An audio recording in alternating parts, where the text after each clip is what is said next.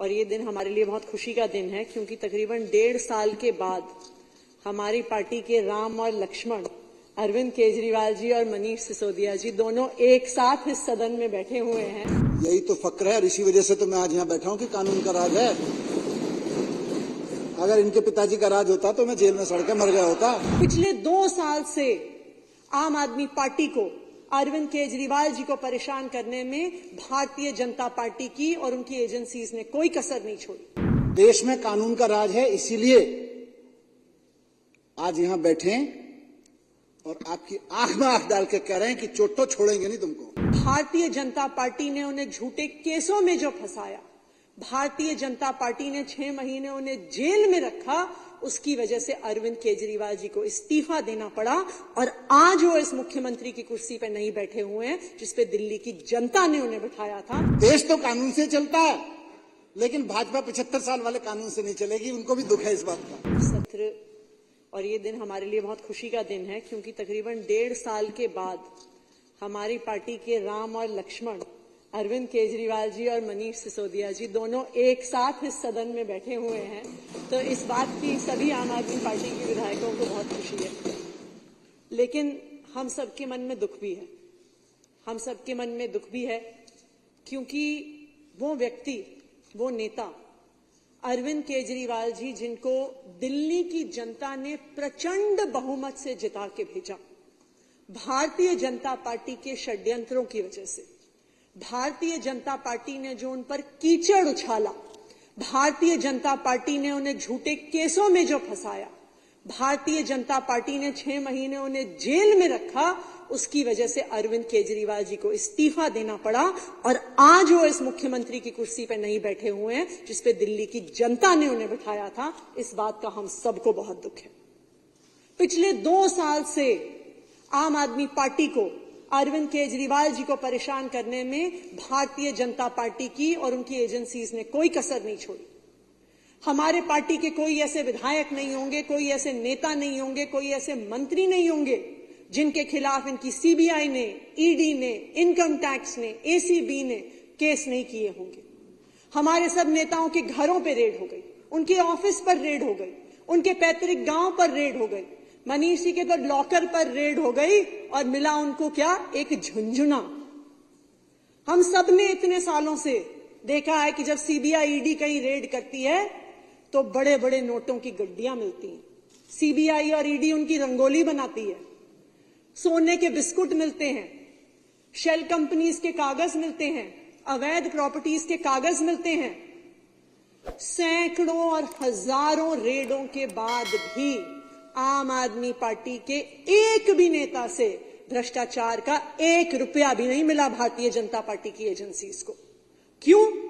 क्योंकि आम आदमी पार्टी एक ईमानदार पार्टी है। आम आदमी पार्टी जनता के लोगों के लिए काम करने वाली पार्टी है। लेकिन फिर भी इन्होंने एक के बाद एक आम आदमी पार्टी के नेताओं को गिरफ्तार किया। इन्होंने दिल्ली को मोहल्ला क्लिनिक देने वाले सत्येंद्र जैन जी को गिरफ्तार किया। इन्होंने दिल्ली की शिक्षा क्रांति के जनक मनीष सिसोदिया जी को गिरफ्तार किया।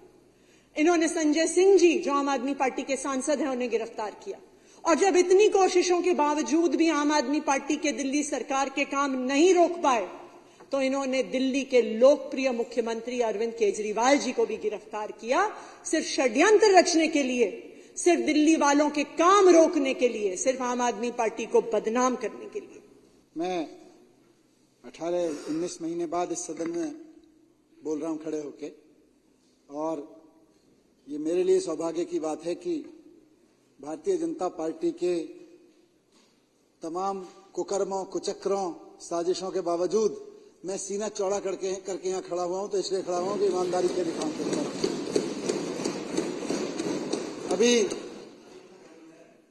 ये भाजपा नेता बोल रहे थे, विजेंद्र गुप्ता जी, देश में कानून का राज है। यही तो फक्र है और इसी वजह से तो मैं आज यहाँ बैठा हूं कि कानून का राज है। अगर इनके पिताजी का राज होता तो मैं जेल में सड़ के मर गया होता। अगर इनके पप्पा का राज होता तो। देश में कानून का राज है, देश में कानून का राज है, देश में कानून का राज है। इसीलिए आज यहां बैठे और आपकी आंख में आंख डाल के कह रहे हैं कि चोट तो छोड़ेंगे नहीं तुमको। देश में कानून का, अध्यक्ष जी वो लाइन इन्होंने पूरी नहीं की, इनके दिल का भी मुझे पता है, इनके दिल महसूस रहा था। बोले ये कहना चाह रहे थे देश में कानून का राज है, भाजपा में कानून का राज नहीं है।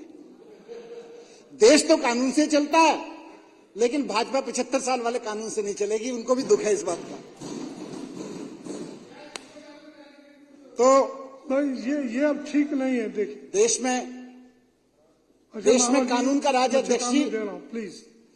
देश में कानून का राज है, इसीलिए कश्मीर से लेकर कन्याकुमारी तक जितने विपक्ष के नेताओं पर इन्होंने गैर कानूनी काम किए, इनके हर गैर कानूनी काम पे इनको कानूनी गालियां पड़ रही हैं। सुप्रीम कोर्ट से लेकर हाई कोर्ट से लेकर तो लोअर कोर्ट भी इनको गालियां दे रही हैं। क्या कर रही हैं एजेंसियां, क्या कर रहे हो तुम लोग, पूछ लिए। ये बीजेपी से पूछे जा रहे हैं सवाल, ये ईडी और सीबीआई से नहीं पूछे जा रहे हैं। आज सुप्रीम कोर्ट से लेकर लोअर कोर्ट तक, कश्मीर से कन्याकुमारी तक जो लताड़ रहे हैं एजेंसियों को, वो एक्चुअली तो भारतीय जनता पार्टी को लताड़ रहे हैं, क्योंकि देश में कानून का राज है और ये लोग गैर कानूनी काम कर रहे हैं, असंवैधानिक काम कर रहे हैं। कानून का राज है, इसीलिए इनको गालियां पड़ रही हैं चारों तरफ, पूरे देश में थूथू हो रही है इनकी कि भारतीय जनता पार्टी को सत्ता क्या मिल गई, एजेंसियों का खुला दुरुपयोग होने लगा। और सिर्फ नेताओं के खिलाफ नहीं अध्यक्ष महोदय, हम तो नेता हैं, लड़ने के लिए निकलते हैं घर से। जिस दिन सोचते हैं कि राजनीति में जाएंगे, उस दिन लड़ने के लिए तैयार होकर निकलते हैं कि लड़ना है, कोई रेड कार्पेट लेके नहीं बैठेगा। लेकिन इस देश के व्यापारियों के खिलाफ देखिए, कश्मीर से कन्याकुमारी तक अगर आप पीएमएलए के केसेस देख लीजिए, देश के हजारों नहीं लाखों व्यापारियों के खिलाफ भारतीय जनता पार्टी ने शोषण का अड्डा बना रखा है। ईडी को पीएमएलए के नोटिस दिलवाते हैं, 4 बड़े व्यापारियों को जेल में भेज देते हैं और उसके बाद कहते हैं भैया देखो 4 बड़े व्यापारी और 4 बड़े नेता जेल में डाल रखे हैं, 1 साल से निकलने नहीं दिया। आतंकवादियों वाले कानून, ड्रग माफियाओं वाले कानून लगा के तुमको भी जेल में डाल देंगे, चंदा दे दो।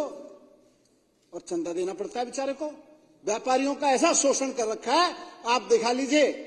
हाई नेटवर्क इनकम के कितने लोग भारत छोड़ के गए हैं और उनमें से कितने लोगों को पीएमएलए का नोटिस दिया गया था, शर्म से